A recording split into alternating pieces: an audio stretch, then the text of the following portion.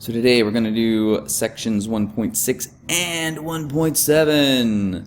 1.6 has newer material classifying polygons.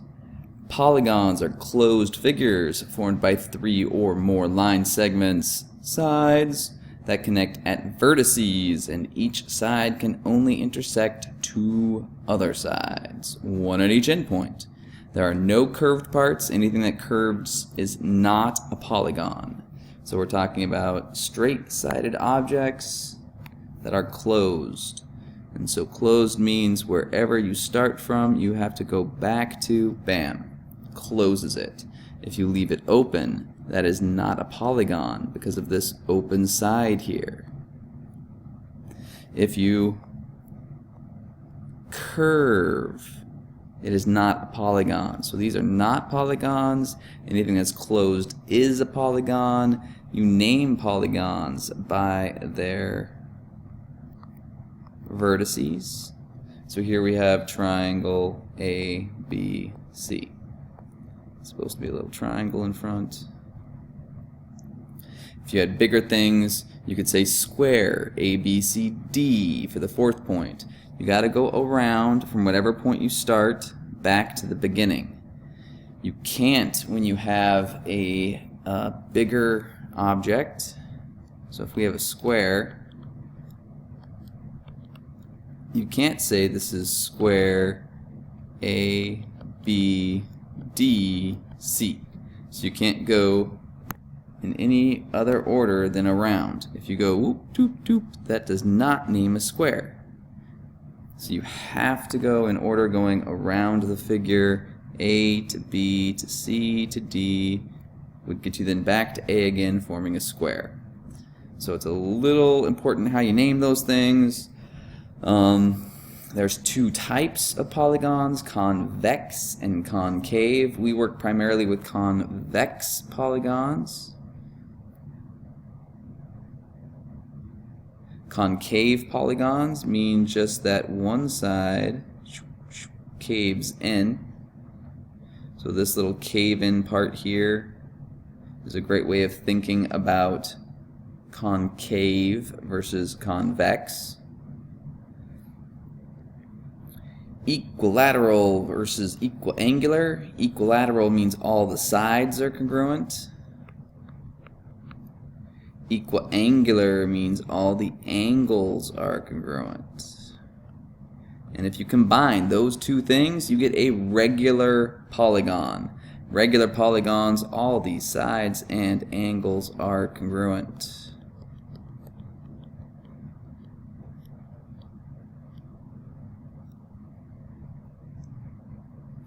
Tell whether the figure is a polygon. If it's a polygon, tell whether it's convex or concave.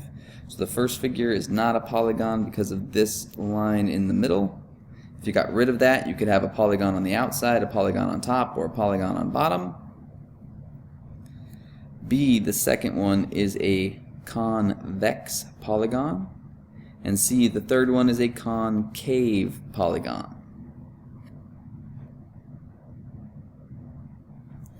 Example 2, a regular hexagon has the length shown. What is the length of each side? So this is why we're doing this section. We see throughout the book this use of the word regular to set up our algebra problems. Regular means all the sides and angles are congruent. Oh, they give us 2 side lengths. 4x plus 3 millimeters and 5x minus 1 millimeters then have to be equal. So the use of the word regular is one of the ways they can tell you what algebra setup that you're supposed to use. Then you just have to solve like we regularly do.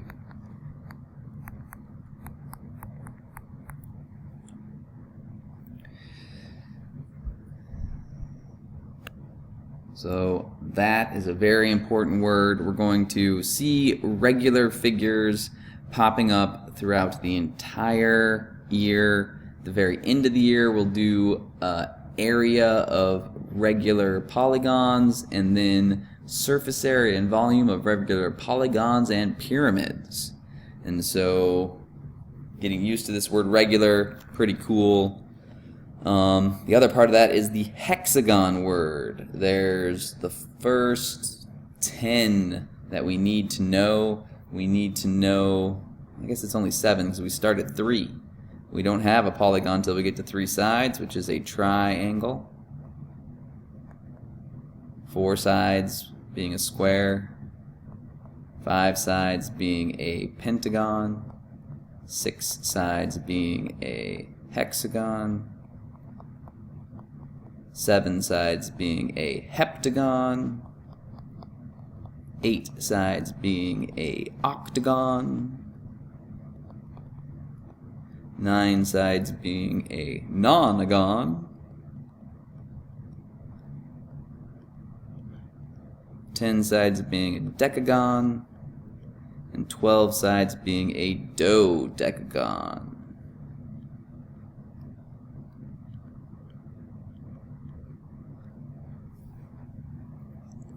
So those words come up next to the word regular, equilateral, equiangular throughout the text. That's why they start you with them here, so that you can just get used to seeing those words. Most people are used to triangles, squares. Some people are used to pentagons and hexagons and octagons. But past that, with the heptagons, the nonagons, the decagons, and the dodecagons, people have a lot of problems. Anything that's not in the list, we just refer to by the number of sides and then the word agon. So if you wanted to do 13, 13 agon. If you wanted to do 50, you would do 50 agon. So easy after those names to get them right. Classify the polygon shown by its number of sides and tell whether the polygon is equilateral, equiangular, or regular. Explain. So we're going to count the number of sides. 1, 2, 3, 4, 5, 6, 7, 8. 8 sides is an octagon.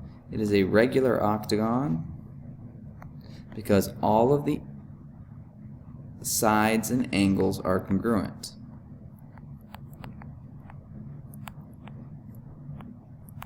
So we have a regular octagon because it has 8 sides.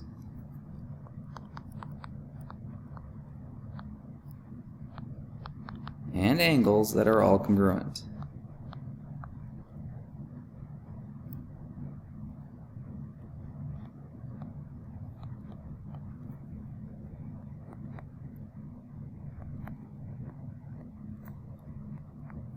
All the sides are congruent to all the other sides. All the angles are congruent to all the other angles. Easy peasy. So we go down to 1.7 now, moving on to our second section for the day. This section is pretty cool because it's perimeter, circumference, and area. Just of 4 things. These 4 perimeters and areas are areas that we need to know. So how do we find the area of a rectangle? Most people know this is length times width. If you change the width part down here to the base and the length part up here to the height, this is also base times height. Doesn't really matter which way you do it. Perimeter, we have to know, is adding up the lengths around the outside. So we're going to add up these lengths around the outside to get our perimeter. We would have B down here plus H up here plus B coming back this way plus H coming down to get back to where we started. We've walked all the way around the outside, so what do we have? 2 B's plus 2 H's. Since the book used the L's and the W's right away, we're going to stick with that. So instead of B, we're going to put 2W plus 2 instead of H, we're going to use L. But you can remember them either way. No big deal whether you use length and width or base and height here. Base and height the book doesn't use because people get these confused when we switch to area of the base versus base as a dimension. So length and width can be easier to help us think through that later on. But for now, it really doesn't matter. Area of a square is really the same thing, but we have S, and so if we're changing both the B and the H into S's, we would have 4 S's added together to get all the way around the outside, and we would have S times S, which is S squared.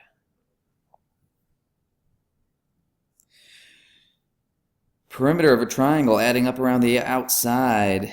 A plus B plus C closes out our figure, gets us back to the beginning. So that's our perimeter. The area of a triangle is 1/2 the base times the height. A circle. Here when we talk about perimeter, we decided to change the word to circumference because it's not easy to add up around the outside of a circle.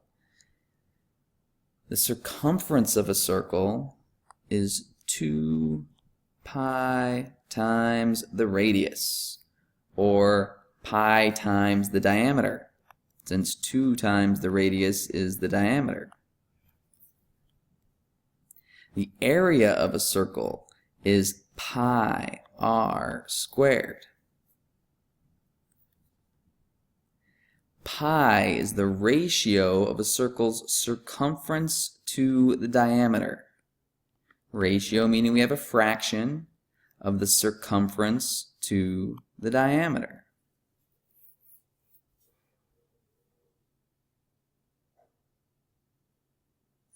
Any circle, no matter how big or how small you make it, can get you pi by taking its circumference and dividing by its diameter. Now the interesting part here is pi is a decimal that goes on forever without repeating. It's an irrational number. Most people like to think pi is 3.14. Pi is not 3.14. 3.14 is the approximation of pi to 2 decimal places, to the 100th decimal place. A better approximation is 3.14159 because you've done 5 decimal places. But you can approximate all you want, you'll never get there because it never stops and never repeats. So when somebody asks you what pi is, you really want to say it's the circumference divided by the diameter, because that gets you the exact number all the time. Whereas any time you go to the decimal, you're just doing an approximation of pi.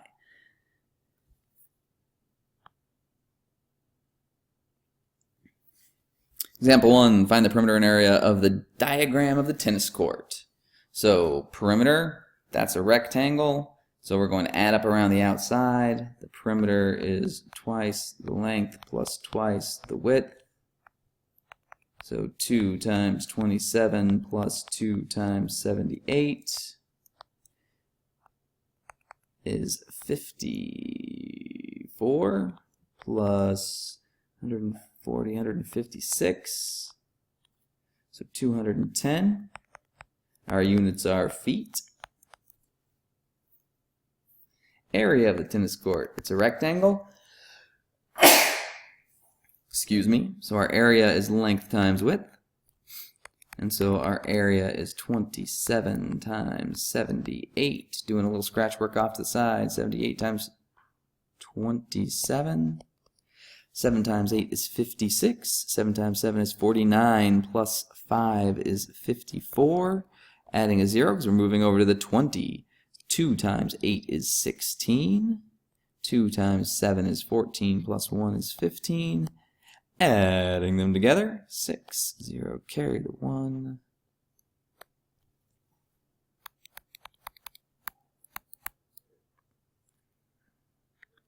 And we're in area, so we have to put our units as whatever the regular length units are squared. This is just a unit. It is not saying we're squaring the problem. It is saying our units are how many of the little squares that are 1 foot by 1 foot we can put into this shape. How many of these square feet are in there? 2,106 of them. The smallest circle, the bullseye, on an Olympic archery target has a 12 centimeter diameter. Find the circumference and area of the bullseye. Keep your answers in terms of pi. So we're dealing with an archery target, concentric circles. We want to know the circumference and area of the smallest one, which has a 12 centimeter diameter, which means its radius is 6. The circumference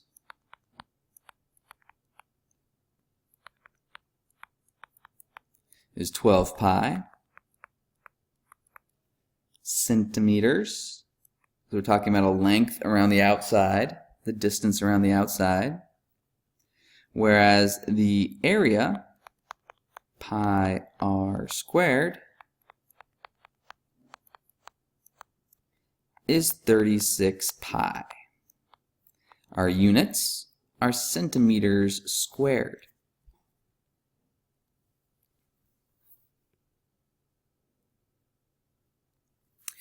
Example 3. Triangle JKL has vertices 1, 6, 6, 6, and 3, 2.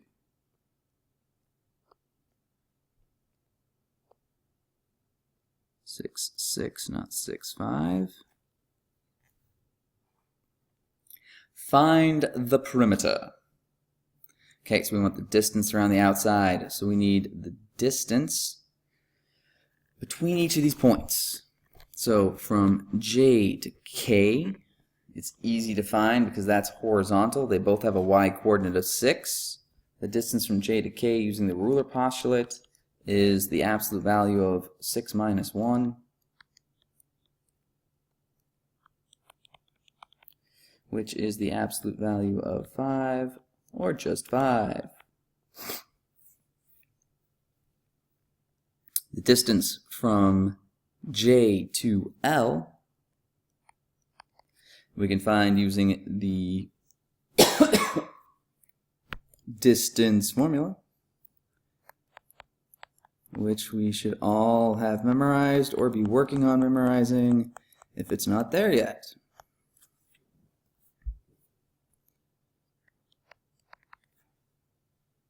So we're doing from J to L, so 2 minus 6 quantity squared. Nope, those are the y's. So moving those over to the y's, what are our x's? 3 minus 1. There we go. Doesn't matter what order you put them in, but I will try to put the x's first if I can remember. So we get 2 squared plus negative 4 squared, which is 4 plus 16 square root of 20, which is the square root of 4 times the square root of 5. JL is 2 root 5.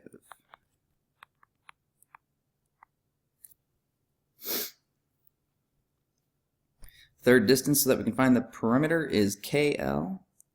So KL is using the distance formula again. So I'm writing the distance formula again.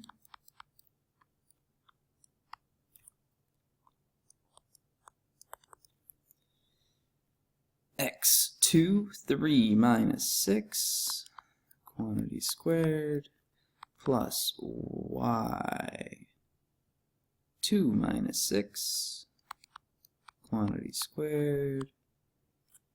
And we have plugged into our formula, so we have negative 3 squared plus negative 4 squared with the square root over the whole thing still.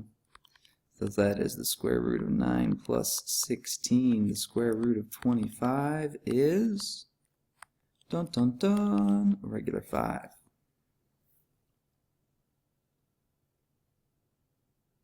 Perimeter, we add up around the outside. So my perimeter is 5 plus 5 plus 2 root 5. the sections I added up there.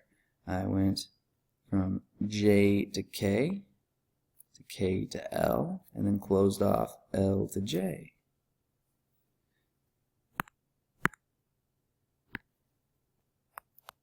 So my perimeter is 10 plus 2 root 5. See you tomorrow.